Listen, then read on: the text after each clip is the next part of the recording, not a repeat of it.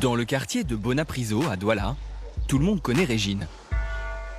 Tous les après-midi, de 12 h à 17 h, elle s'installe au bord de la route pour vendre son poisson et les affaires sont bonnes. J'ai trop de commandes, j'ai des anticrises, j'ai des sols, j'ai des carpes, j'ai tout genre de poissons et ça sort très bien. Par jour, je peux vendre 15 kilos de poissons. 15 kilos sans compter les poissons à eau douce. Depuis quelques mois, Régine a changé de charbon pour faire cuire ses poissons. Exit le charbon de bois classique. La vendeuse utilise désormais un charbon d'un type nouveau, le charbon écologique, et selon elle, il n'a que des avantages. Avec le charbon écologique, mon poisson, quand vous le voyez, ça a l'air très délicieux.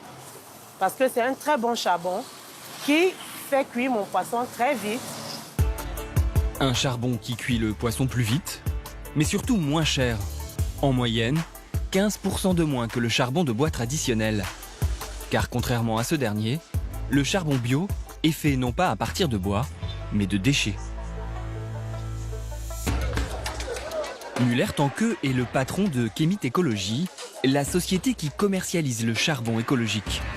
3 fois par semaine, il fait le tour des marchés de Douala à la recherche de ce que les agriculteurs ne veulent plus. Nous prenons les déchets de canne à sucre, les pots de plantain, les déchets de rotin même, les déchets de manioc. Parce qu'ils sont biodégradables, ils contiennent du carbone. Donc on peut en faire du charbon écologique avec cela. Ces déchets agricoles constituent la matière première du charbon écologique. Une matière première pour laquelle la start-up ne paye pas un centime. Les populations apprécient le service de la collecte et c'est un déchet pour elles. On vient nettoyer leur espace. Habituellement, ils payent les pousseurs pour ramasser, aller verser à peut-être 1,5 km dans le bac à ordures. C'est une dépense supplémentaire pour eux. Et vous faites ça gratuitement? Non, on fait ça gratuitement. C'est parce que la matière première est gratuite que le prix du charbon final est aussi moins cher par rapport au charbon de bois.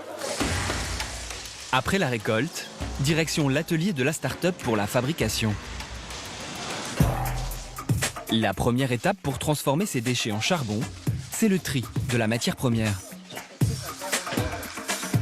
Cette opération va consister à retirer tout ce qui n'est pas déchets biodégradables, tels que les plastiques et autres. Et on doit retirer ce qui est déjà pourri. Donc, il faut qu'on se rassure vraiment qu'on a une matière première déjà bien triée. Parce que ces impuretés vont influencer lors du processus de transformation. Une fois les déchets séchés, ils sont transportés dans l'atelier pour être chauffés à haute température. C'est la carbonisation. Durant ce processus, la matière est décomposée et on obtient le carbone. Et c'est ce carbone qui sera indispensable pour la suite du processus. Le produit que nous devions obtenir à la fin, c'est du carbone. La poudre sera ensuite mélangée à de l'amidon de manioc, puis compressée avant d'être empaquetée. Ici, la production est entièrement artisanale. Nous produisons en moyenne 15 tonnes de charbon écologique chaque mois, ce qui donne par jour à peu près 500 kg de charbon écologique. Cela implique que nous transformons en moyenne 240 tonnes de matière première chaque mois pour avoir ces 15 tonnes de charbon écologique. Ces 15 tonnes de charbon ne resteront pas à l'usine très longtemps. L'entreprise fonctionne en flux tendu et peine à répondre à la demande. Dans le jargon écologique, les projets qui réussissent à dégager une petite marge comme les nôtres sont des projets vraiment extraterrestres dans le jargon. Parce que les projets écologiques demandent beaucoup d'investissement pour très peu de marge et sur une longue période, en moyenne 10 ans. Et nous sommes seulement à la 6e année, nous commençons déjà à faire des marges. Et dans le cadre de l'extension de l'activité, nous aurons encore à faire plus de marge même parce qu'il y a des commandes jusqu'à l'international.